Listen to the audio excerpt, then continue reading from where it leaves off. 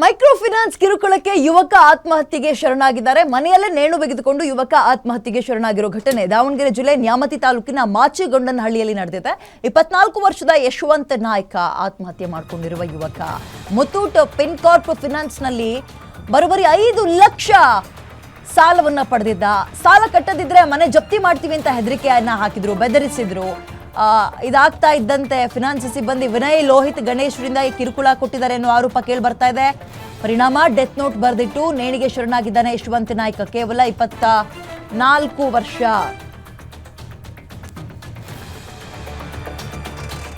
24 ವರ್ಷ ನೋಡಿ.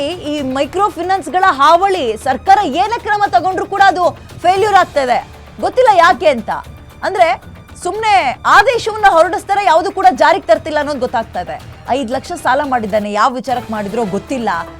ನೀನ್ ಕಟ್ಲಿಲ್ಲ ಅಂದ್ರೆ ಮನೆ ಜಪ್ತಿ ಮಾಡ್ತೀವಿ, ಹರಾಜು ಹಾಕ್ತಿವಿ ಅಂದಾಗ ಊರಲ್ಲಿ ಮಾನ ಮರ್ಯಾದೆ ಹೋಗುತ್ತೆ. ತಂದೆ ತಾಯಿ ಗೊತ್ತಿತ್ತೋ ಗೊತ್ತಿಲ್ವೋ ಆತ ಸಾಲ ತಗೊಂಡಿರೋದು. ಡೆತ್ ನೋಟ್ ಬರ್ದಿಟ್ಟು ಸಾವನ್ನಪ್ಪಿದ್ದಾನೆ. ಕೇವಲ 24 ವರ್ಷ ಆತನಿಗೆ. ಯಶವಂತ ನಾಯ್ಕ್ ಅಂತ ಆತ್ಮಹತ್ಯೆ ಮಾಡ್ಕೊಂಡಿದ್ದಾನೆ ಯುವಕ. ಈ ರೀತಿಯ ಸಾವುಗಳು ಹೆಚ್ಚಾಗ್ತಾ ಇದೆ ಈ ಫಿನಾನ್ಸ್ಗಳ ಹಾವಳಿಯಿಂದ. ಆಮೇಲೆ ಇವರು ನಾವು ಕ್ರಮ ತಗೊಳ್ತೀವಿ, ಆ ರೀತಿಯಾಗೆಲ್ಲ ವಿಪರೀತ ಸಮಸ್ಯೆ ಕೊಟ್ರೆ, ವಿಪರೀತ ಬಡ್ಡಿ ಹಾಕಿದ್ರೆ ಹಾಗೆಲ್ಲ ಕೊಡಂಗೆ ಇಲ್ಲ. ಇಲ್ಲೀಗಲ್ಲು ಮೈಕ್ರೋ ಫಿನಾನ್ಸ್ ಏನಿದೆ ಅದಕ್ಕೆ ಆದಂತಹ ಕೆಲವೊಂದು ಪ್ರೊಸೀಜರ್ಗಳಿರುತ್ತೆ. ಇವ್ರು ಯಾರು ಲೈಸೆನ್ಸ್ ಗಿಸೆನ್ಸ್ ಪಡೆಯೋದೇನಿಲ್ಲ. ಇಷ್ಟು ದುಡ್ಡು ಕೊಡ್ತೀನಿ, ಇಷ್ಟಿಷ್ಟು ಬಡ್ಡಿ ಅಂತ ಹಾಕಿರ್ತಾರೆ. ಆ ಹುಡುಗನ ಗಮನಿಸ್ತಾ ಇದ್ದೀರಿ. 24 ವರ್ಷ ಯಶವಂತ ನಾಯ್ಕ. ಪಾಪ ಯಾವ ವಿಚಾರಕ್ಕೆ ಸಾಲ ಮಾಡಿದ್ನೋ ಗೊತ್ತಿಲ್ಲ. ಆ ಕಿರುಕುಳ ತಾಳಲಾರದೆ. ಕಿರುಕುಳ ಅಂದ್ರೆ ನಿಮಗೆ ನೆನಪಿರ್ಲಿ, ಯಾರಾದ್ರೂ ಸಾಲ ತಗೊಂಡಿದ್ರೆ ಗೊತ್ತಿರುತ್ತೆ ನಿಮ್ಗಳಿಗೆ. ದಿನದ 24 ಗಂಟೆಯೂ ಫೋನ್ ಮಾಡ್ತಿರ್ತಾರೆ. ಅದರಲ್ಲೂ ಗಂಡು ಮಕ್ಕಳು ಸಾಲ ತಗೋಬಿಟ್ಟಿದ್ರಂತೂ ವಿಪರೀತ, ಆ ಪದ ಬಳಕೆ ನೋಡ್ಬೇಕು ನೀವು, ವಿಪರೀತ ಟಾರ್ಚರ್ ಕೊಟ್ಬಿಡ್ತಾರೆ. ಜೀವನನೇ ಬೇಡವೇನೋ ಅನ್ನೋ ರೀತಿಯಲ್ಲಿ ಮಾಡ್ಬಿಟ್ಟಿರ್ತಾರೆ. ಸಾಲ ಕೊಡ್ತೀವಿ ಅನ್ನೋದು ಇವರೇ, ಕೊಟ್ಟ ಮೇಲೆ ವಸೂಲಿ ಮಾಡುವಂತಹ ರೀತಿ ಇದೆಯಲ್ಲ, ಶೇಮ್ ಅದು ನಿಜಕ್ಕೂ.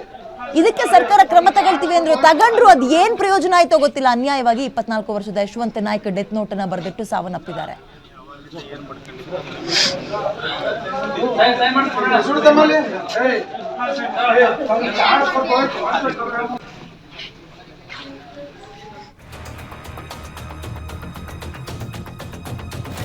ಇನ್ನೊಂದ್ ಕಡೆ 40,000 ಕೈ ಸಾಲ ಬೇರೆ ಮಾಡಿದ್ರಂತೆ ಯಶವಂತ. ಬೈಕ್ ಅಡ ಇಟ್ಟು ಶಿವಮೊಗ್ಗದ ಸುನಿಲ್ ನಾಯ್ಕರಿಂದ ಸಾಲ ಪಡೆದಿದ್ರು. ಆ ಬೈಕ್ ಫೋಟೋ ನಮಗೆ ಗಮನಿಸ್ತಾ ಇದ್ರಲ್ಲ, ಅದನ್ನೇ.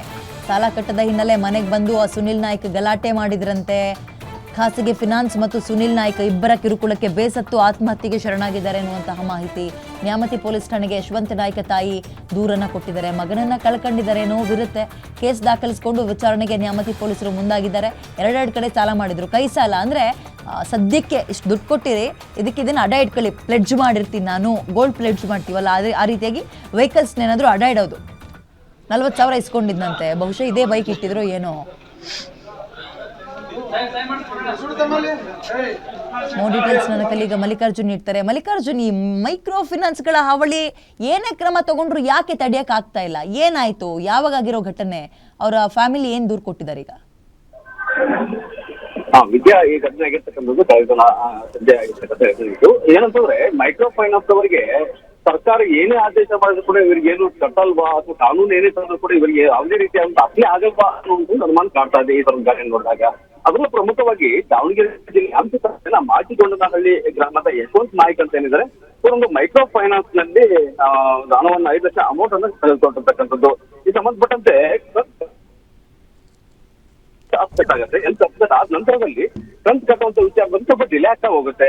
ಸೊ ಈ ಸಂಬಂಧಪಟ್ಟಂತೆ ಶಿವಮೊಗ್ಗದ ಕೆಲವು ಈ ಮೈಕ್ರೋ ಫೈನಾನ್ಸ್ ನ ಸಿಬ್ಬಂದಿಗಳು ಏನಿದ್ದಾರೆ, ವಿನಯ್ ಲೋಹಿತ್ ಗಣೇಶ್ ಎಂಬುವರು ಏನಿದ್ದಾರೆ, ಪ್ರತಿನಿತ್ಯ ಅವರಿಗೆ ಫೋನ್ ಮುಖಾಂತರವಾಗಿ ಅವ್ರಿಗೆ ಧಮಕಿ ಆಗ್ತಕ್ಕಂಥದ್ದು. ಮತ್ತೆ ಒಂದು 2-3 ಬಾರಿ ಕೂಡ ಅವ್ರ ಮನೆಗೆ ಬಂದ್ಬಿಟ್ಟು ಅವ್ರ ಮನೆ ಅವಾಚ್ಯ ಶಬ್ದಗಳನ್ನ ನಿಲ್ಲಿಸಿಬಿಟ್ಟು ಅವ್ರಿಗೆ ಒಂದು ಬೆದರಿಕೆ ಹಾಕುವಂತ ಒಂದು ಕೆಲಸವನ್ನು ಕೂಡ ಮಾಡ್ತಾ ಇದ್ರು. ಸೊ ಈ ಸಂಬಂಧಪಟ್ಟಂತೆ ಈತ ಹಲವು ಬಾರಿ ಪರಿಪರಿಯಾಗಿ ಕೇಳ್ಕೊಂಡ್ರು. ಮತ್ತೆ ಬೇರೆ ಕಡೆ ನಿಮ್ಗೆ ಹಣವನ್ನ ತಂದು ಕೊಡ್ತೀನಿ ಅಂತ ಹೇಳಿದ್ರು ಕೂಡ ಅವರಿಗೆ ಈ ಒಂದು ಕಿರುಕುಳ ನಿಲ್ಸಾಗ್ಲಿಲ್ಲ.